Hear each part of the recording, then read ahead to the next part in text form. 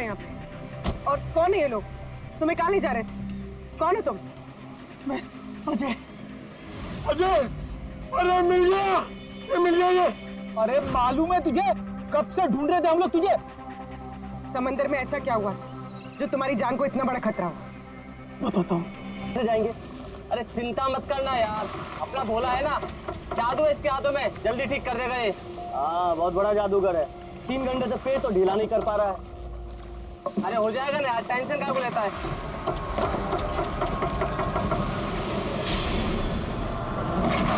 अरे यार क्या बोला, मैंने तुझसे भला बुरा कह दिया यार, सॉरी यार।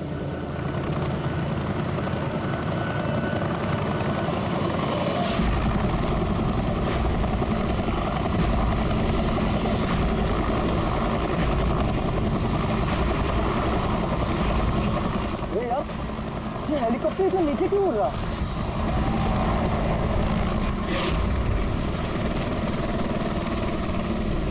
यार लगता है इसका ना पेट्रोल खत्म हो गया है यार, तू भी ना।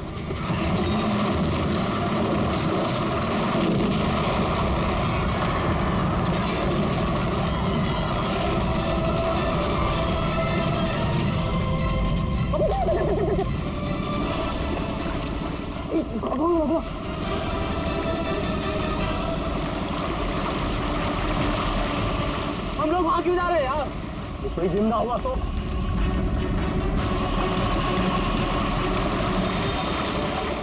हम लोग वहां नहीं जाएंगे, फंस जाएंगे वहां जाके। अपनी इंसानियत उधारी देकर आया है क्या? अरे नहीं यार, ये इंसानियत छोड़ने हम लोग नहीं जाएंगे वहां पे यार। पागल, चल चल चल।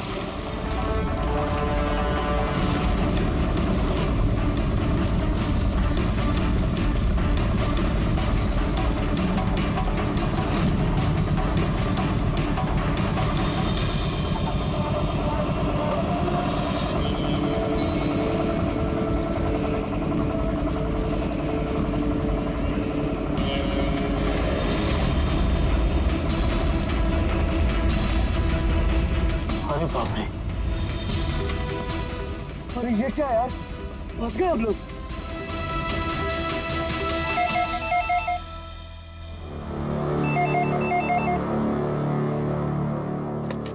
सीआईडी ब्यूरो, कब हुआ ये? ओह ठीक है, हम लोग देखते हैं। सर विशाल के भाई का फोन था। विशाल अपने चॉपर में अपने फार्म हाउस जा रहा था कासिद। अब ना चॉपर का पता चल रहा है ना विशाल का। क्या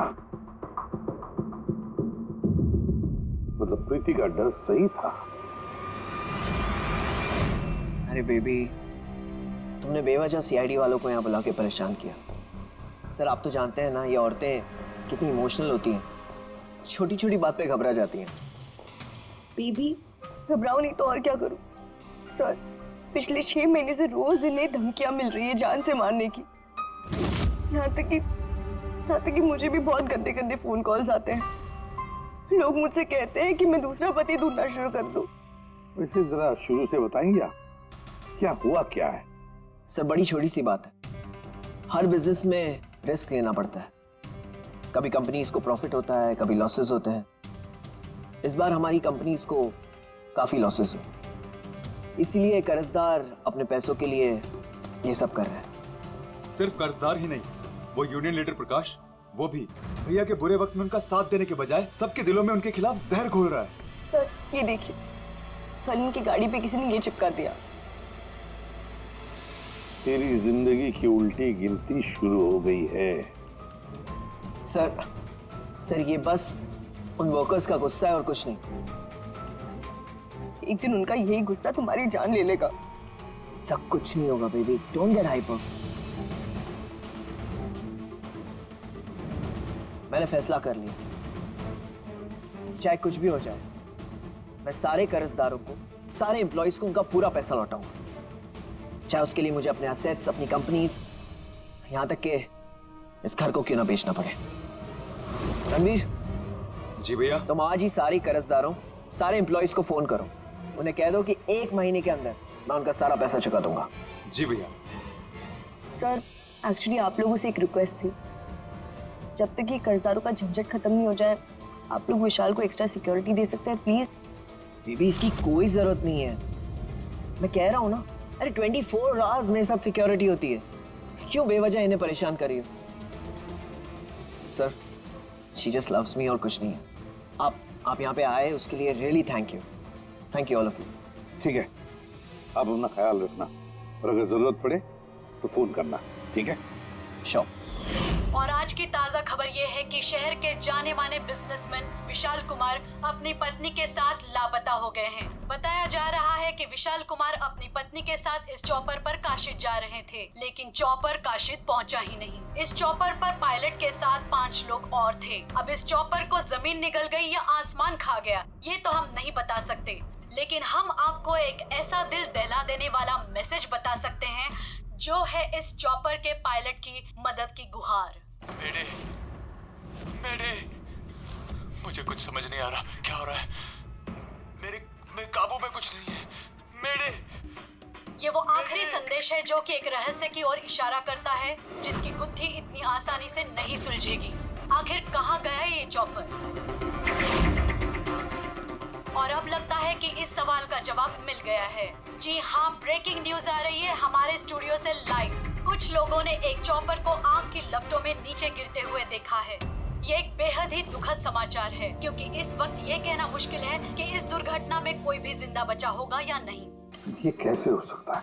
अभिजीत, जा करके देखो ये चॉपर कहाँ पर क्रैश हुआ, तो कोई जिंदा बचा भी है या नहीं।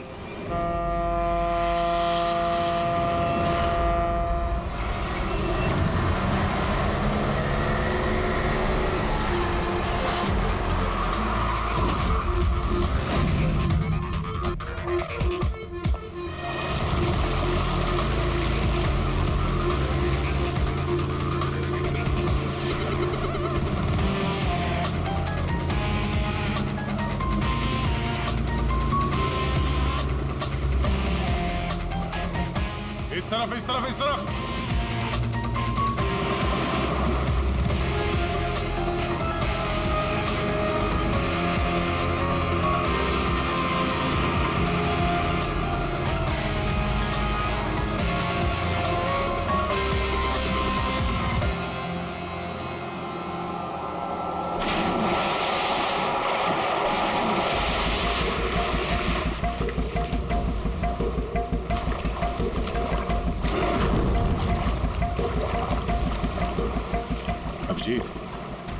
जबरदस्त एक्सीडेंट हुआ, चॉपर का एक पुर्जा अलग हो गया। ये तो पता चल गया कि चॉपर यहाँ पे गिरा है, जो भी सुराग मिलेगा यहीं से मिलेगा। लेकिन अभिजीत, समंदर में सुराग ढूंढना कोई आसान काम नहीं है यार। ये तो है यार। महेश सर, कुछ मिला? हाँ सर, हेलीकॉप्टर के कुछ पार्ट्स मिले, सीट्स मिली है सर, लेकिन सर एक लाश भी मिली है। सर, ये लाश विशाल की है या वो पायलट की? सर, लाश को पहचानना मुश्किल है। पंकज, एक काम करो, ये हेलीकॉप्टर के पुर्जे और लाश फॉरेंसिक लैब भेज दो। अब सारों के साथ भी कुछ बता सकते हैं। जीत, महेश जरा बाइनोकुलर देना।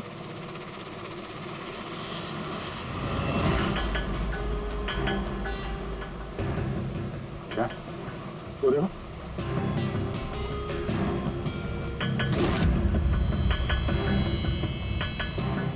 लगता है वहां कोई लवारिस नाव है। नाव में कोई दिख तो नहीं रहा।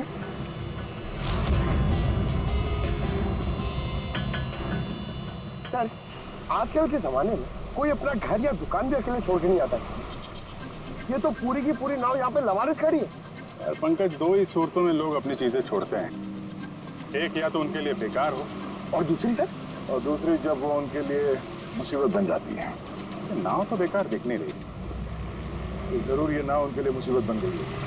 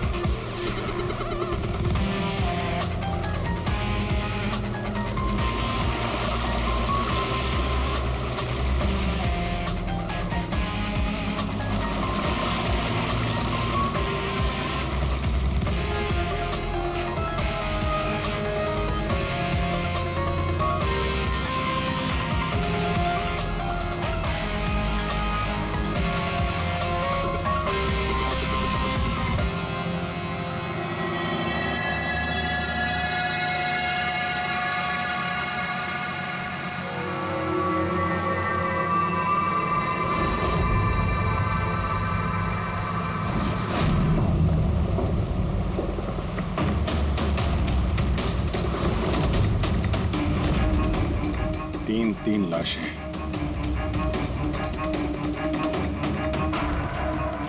तीनों को गोली मारी है। क्या हुआ, क्या होगा यहाँ पे? कोई गैंग वॉर या इन तीनों ने कुछ ऐसा देख लिया जो इन्हें देखना नहीं चाहिए था। जिस किसी ने भी गोली मारी है वो यहाँ पे किसी दूसरी नाव से आया होगा या फिर गोली मारने के बाद किसी दूसरी नाव से गया भी होगा।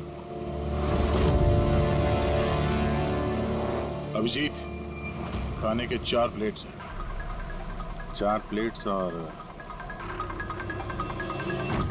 4 बैग भी हैं। 3 लाशें और 4 प्लेट, मतलब कोई और भी था? कोई ज्यादा था इनके साथ में। या तो वो मुजरिमों के साथ मिला होगा या फिर बच के भाग गया। या फिर सर चौथी लाश होगी तो किसी ने पानी में भी डाल दी होगी।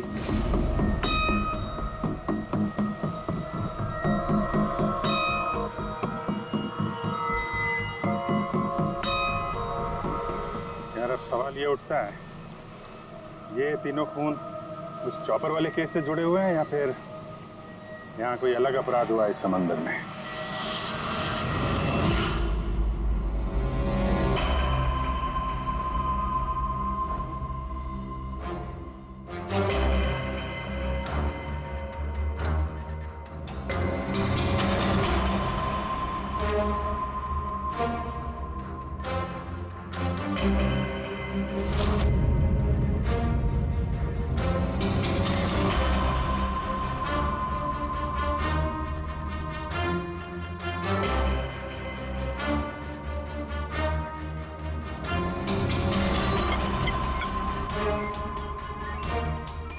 ये ढूंढ लिया, ये पता लगा लिया तारिका, तिनके का पता लगा लिया।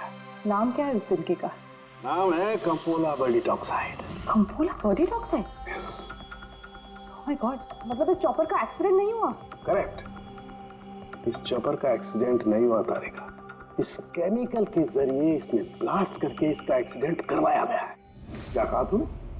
कैंपोला बर्डी टॉक्साइड? हाँ बस, इस कैंपोला बर्डी टॉक्साइड से ही बॉम्ब बनाया, उस बॉम्ब से उस चॉपर में ब्लास्ट कर दिया। अच्छा, कैंपोला बर्डी टॉक्साइड से। तो उस लाश के बारे में क्या पता चला? वो मैं जल्दी बताता हूँ। यार सारुण, जल्दी बता, हमारे पास वक्त नहीं है, क्योंकि पता चल चुका है कि विशाल की मौत ये कोई एक्सीडेंट नहीं था, एक वेल प्लान्ड मर्डर था। मर्डर। क्या भैया के चॉपर में बॉम्ब? जी हाँ, विशाल की चॉपर में बॉम्ब था। वैसे क्या लगता है आप दोनों को, कौन कर सकता है ये? किसने किया होगा? सर ये काम तो किसी का भी नहीं हो सकता है, क्योंकि बिना चेकिंग के तो बॉम्ब तो क्या एक सुई तक लेके जा नहीं सकता कोई। आपकी तारीफ? सर ये मिस्टर शेखर हैं, भैया के security chief. Shekhar, chief security officer. आपकी लापरवाही की वजह से हुआ ये सब।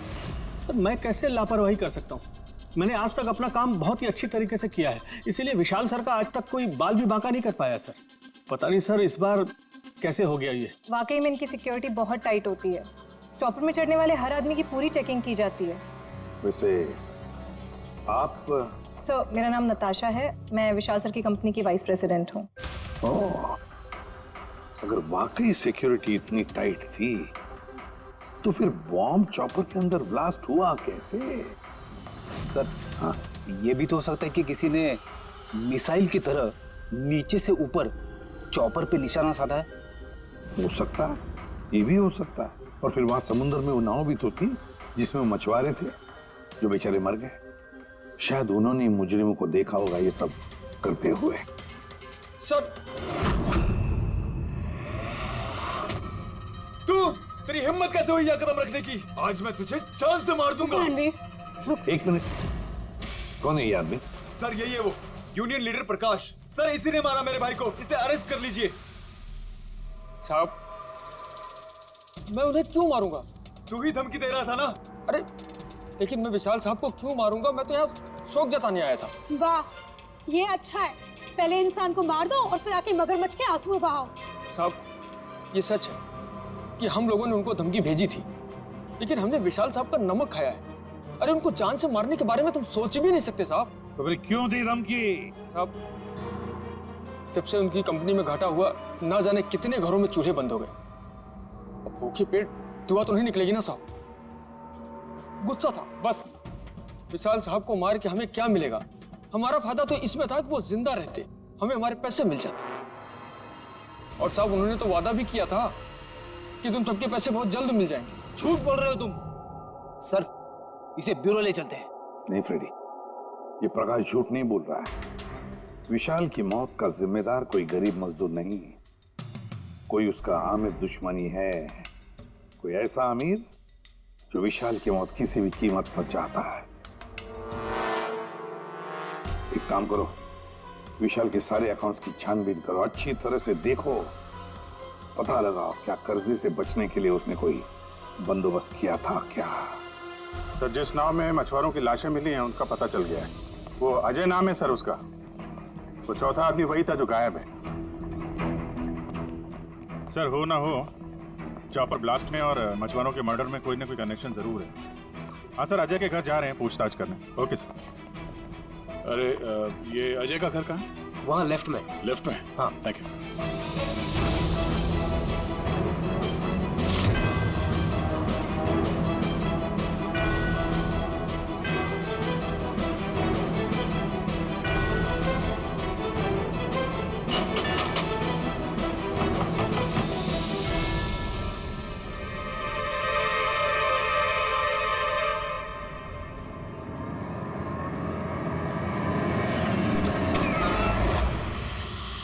CID। सर, मैं अजय का पिता और ये अजय की माँ है। और आप लोग कौन? जी सर, हम अजय के चचेरे भाई हैं। जैसे पता लगा सर कि अजय गायब हो गया है तो हम इनकी मदद के लिए आ गए। हम जानते हैं इस वक्त आप लोग काफी परेशान होंगे, पर अजय को ढूंढने के लिए हमें आपसे पूछताछ करनी पड़ेगी। कोई खबर मिली अजय की? कब कोई फोन वगैरह आया हो? अभी तक कोई फोन नहीं आया सर। आप लोग उम्मीद मत हारिए, बहुत जल्द पता चल जाएगा कि अजय कहाँ है। उम्मीद कैसे न खोए, जिसका बेटा खो गया हो और उसके साथियों की लाशें मिली हो, तो आप सोच सकते हैं कि माँ बाप के दिल पे क्या बीत रही होगी। हम आपका दुख समझते हैं। पूरा गांव अजय को ढूंढ रहा है पर वो मिल ही नहीं रहा है। हम लोग कोशिश कर रहे हैं, जैसे ही कुछ पता चलता है हम आपको फौरन खबर कर देंगे। और इस दौरान अगर अजय आप लोगों को फोन करता है तो हमें जरूर बताइएगा। जी सर। सर, अगर ये अजय जिंदा होता तो एक बार घर पे फोन तो करता ना। हो सकता है उसे मौका ना मिला हो, या कहीं मुजरिम तो नहीं उठा ले गए उसे। हो सकता है जब उसे पता चला कि उसकी जान को खतरा है तो कहीं छुप के बैठा होगा। यार, उसकी नाव किनारे से 40 किलोमीटर अंदर समंदर में थी। इतनी दूर तो वो अकेले तैर के आ नहीं सकता। या तो दुश्मन की नाव में बैठ के निकल गया होगा, या फिर किसी दूसरे नाव वाले से उसने मदद मांगी होगी। ठीक है, जेट्टी चल के पूछताछ करते हैं, शायद किसी ने उसे देखा हो या मदद की हो। बॉस, ये तो कंफर्म हो गया कि वो लाश विशाल के बॉडीगार्ड की, लेकिन अभी मैं तुम्हें इससे भी ज्यादा बड़ी खबर देने वाला। बड़ी खबर? सालू के साथ आपकी गर्लफ्रेंड ने हाँ कर दिया? नहीं बता पूर्वी, तो पायलट वाली ऑडियो क्लिप एक बार फिर से सुना।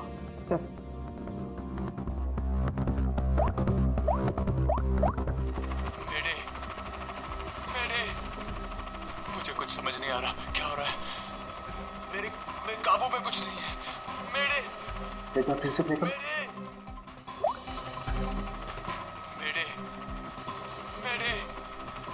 मुझे कुछ समझ नहीं आ रहा क्या हो रहा है। मेरे काबू में कुछ नहीं है। कहना क्या चाहता है? बस ये आवाज गौर से सुनी तो मुझे लगता है पायलट की आवाज थोड़ी लड़खड़ा रही है। हाँ, डर के मारे आवाज कांप रही है। नहीं, ये डर नहीं है, बस ये किसी नशीली चीज की वजह से। सर, मतलब पायलट ने चॉपर उड़ाने से पहले? चॉपर उड़ाने से पहले?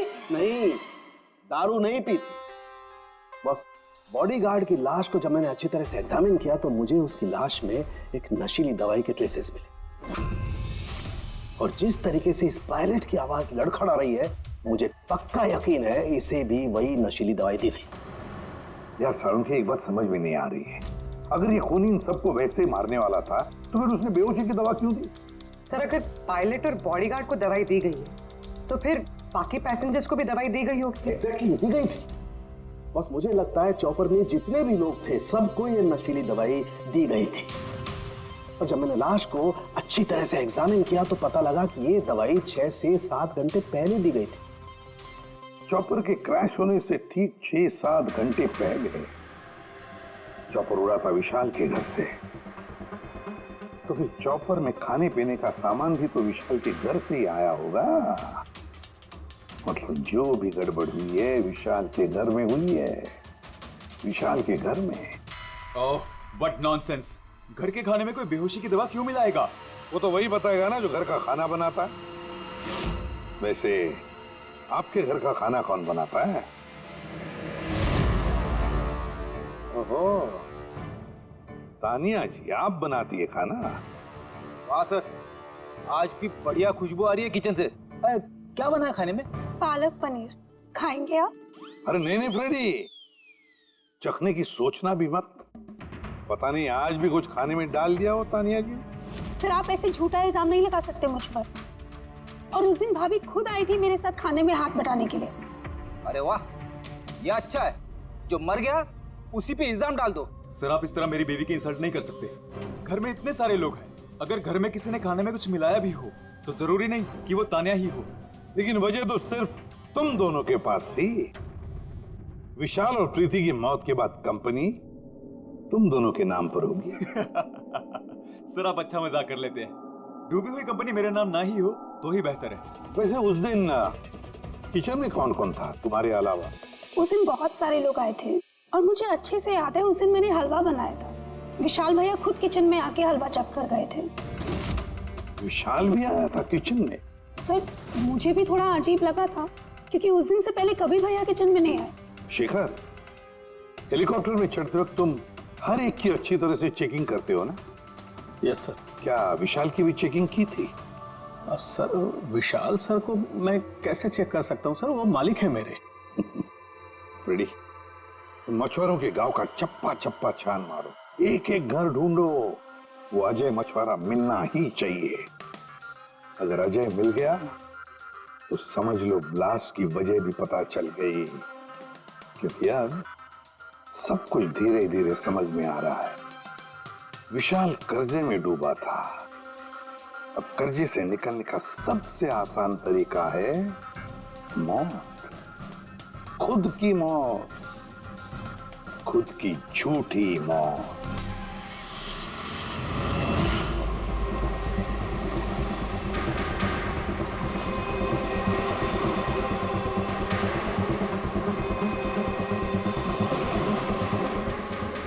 अरे सुनो भाई, ये अजय के साथ जो कुछ हुआ पता ही होगा ना? आप लोगों में से किसी ने उसकी मदद नहीं की? देखो, घबराने की जरूरत नहीं है। हम लोग सीआईडी से हैं। अगर तुम लोगों ने मदद नहीं की तो किसी और ने की होगी। अगर जानते हो तो बता दो। देखिए, अजय हमारा कोई दुश्मन नहीं है। हमें कुछ मालूम होता तो हम अब तक बता दिए होते। अच्छा, जहाँ पे अजय की नाव मिली थी, वो जिसमें लाशें थी, वहाँ और कोई भी जाता तुम लोगों में से मछली पकड़ने? नहीं साहब, उतना अंदर समंदर में कोई नहीं जाता। पता नहीं अजय अपने साथियों के साथ कैसे उतना अंदर चला गया। अच्छा एक बात बताओ, जैसा अजय के साथ हुआ है वैसा किसी और के साथ कुछ हुआ है अजीब, रोज से कुछ अलग? गांव में, समंदर में, यहाँ जेट्टी पे कुछ अजीब सा देखा हो, सुना हो? पक्का तो नहीं कह सकता साहब, पर आप एक बार मदन से मिल सकते हैं। वो शायद अजय के बारे में कुछ जानता हो। क्यों? ऐसा क्यों लगता तुम्हें? साहब, मदन को किसी ने बहुत बुरी तरह से मारा है और वो रोज की तरह आज जेटी पर भी नहीं आया है। वो अपने बोट की पेंटिंग भी करा रहा है साहब। लग रहा है जैसे कुछ छुपा रहा है। कहाँ मिलेगा मदन? रहता कहाँ वो?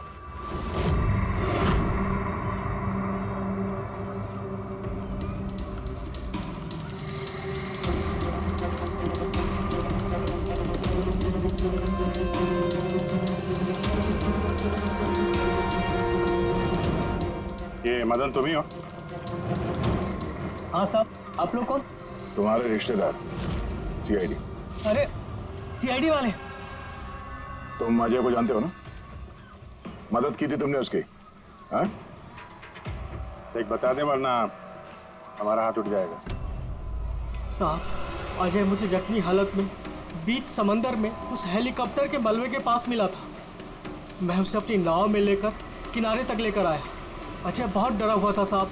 मेरा फोन ले, बात कर ले, घर बात कर ले एक बार। आराम से, घबरा मत तू। हाँ कर ले, हो गया। अच्छा आराम आराम से और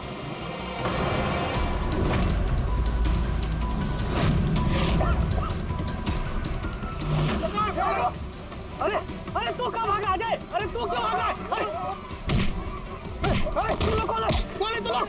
तू मारा मुझे? मुझे क्यों मारे? साहब उन लोगों ने मुझे बहुत मारा साहब।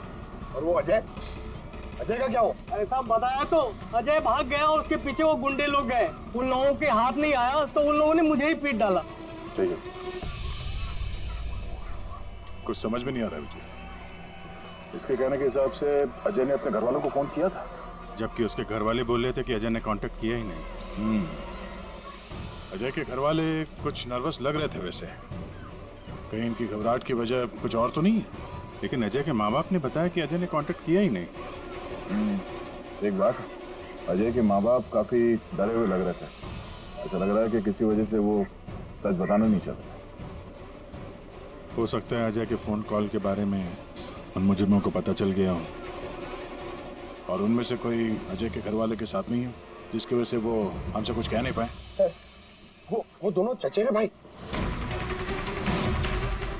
उनकी शक्लें याद है सर? इतनी बुरी शक्ल, दोनों गुंडे टाइप लग रहे थे। मतलब अजय ही नहीं, उसके माँ बाप की जान भी खतरे में। किसी भी तरीके से उन लंगूरों को घर से बाहर निकालना पड़ेगा। कैसे? पड़ोसी किस दिन काम आएंगे?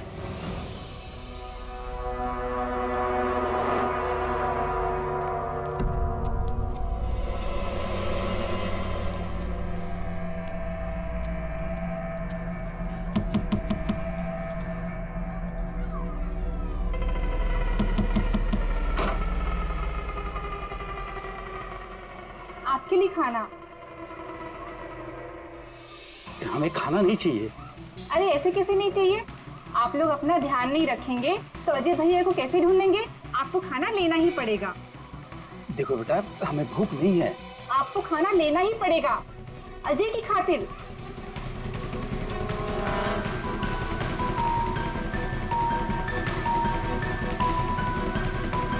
अच्छा मैं चलती हूँ।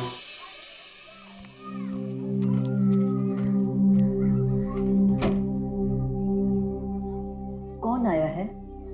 पड़ोसी की बेटे पूजा खाना लेकर आई थी। मुझे लगा कोई अजय की खबर लेके आया होगा। माँ जी, अजय की खबर? मुझे भी यही लगा कि कोई अजय की खबर लाया होगा। खाने लाई थी ना वो? और कुछ तो नहीं है?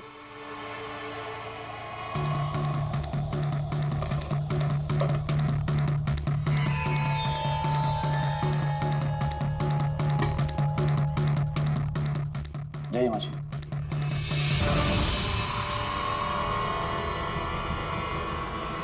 अंकल जी, अजय का क्या हो गया? जमीन खा गई या आसमान निकल गया उसको? अरे इतना घबराए क्यों अंकल जी? कुछ नहीं। हाँ? कुछ छुपा रहे हो क्या? नहीं छुपा रहे हो? कुछ नहीं। दिखाओ क्या छुपा रहे हो? नहीं। बात दिखा, हाथ क्या छुपा रहा है? किसका है? अजय का लेटर है। क्या लिखा है? पता चल गया क्यों कहाँ है?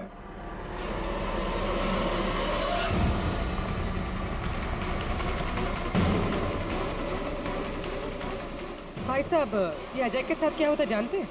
आप लोग कौन? हम लोग सीआईडी से। मैं नहीं जानता अजय को। यही गांव में रहते हो ना? हाँ, इसी गांव का। जी।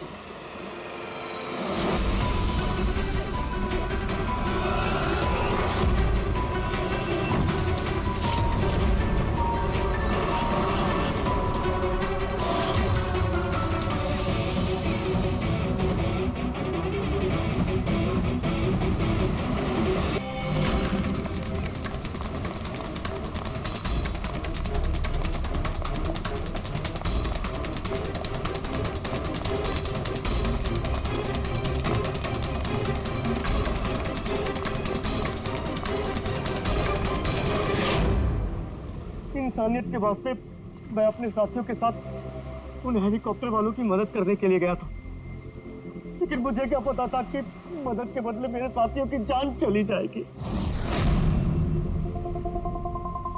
तुमने वही किया जो एक अच्छे नागरिक को करना चाहिए। अपने साथियों की मौत के लिए खुद को दोष मत दो। अच्छा, ये हेलीकॉप्टर के मलबे के बाद जब तुम गए थे तो तुमने क्या देखा वहां पर? वहां पे किसी को जिंदा देखा था क्या तुमने? हाँ।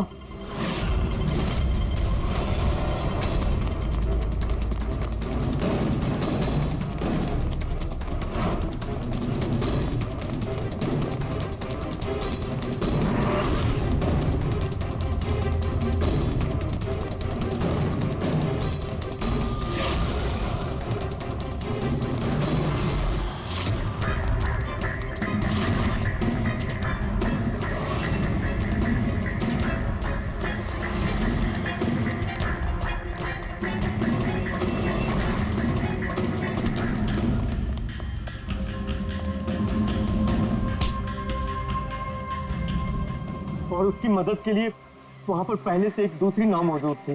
कौन था वो जो जिंदा था? तुम जानते हो उसे? सब कुछ बताता हूँ। सब हेलीकॉप्टर ब्लास्ट में सब लोग मारे गए थे सिवाय हमारे बॉस के। उन्होंने पैराशूट से पहले ही छलांग लगा दी थी और हम उन्हें अपनी बोट में लेकर चले गए थे। साहब सच बोल रहा हूँ। कौन है तुम्हारा बॉस? हैं? और कहाँ ले गए तुम लोग? जल्दी बता, जरा हम भी तो मिले तेरे बॉस से।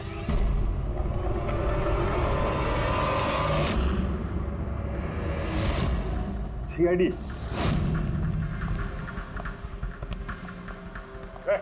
जा, गोली लग जाएगी।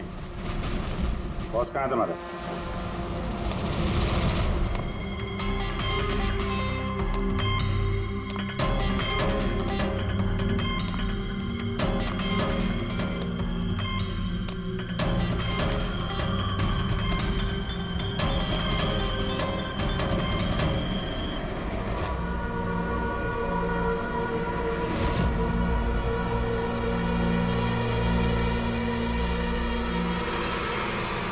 नहीं, कोशिश भी मत करना, सारी मेहनत बेकार जाएगी।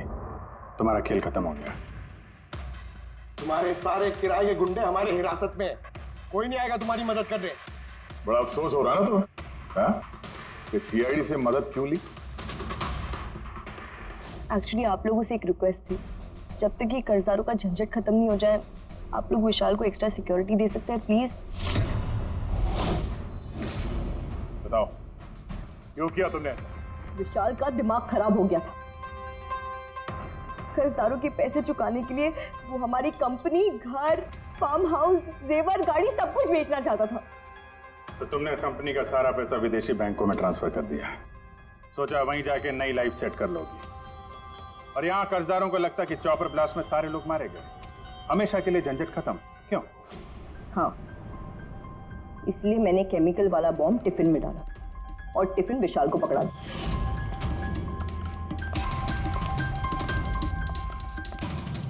Hurry up, sweetheart. We're getting late. मुझे पता था सिक्योरिटी वाले विशाल या उसके हाथ की किसी भी चीज को चेक नहीं करेंगे।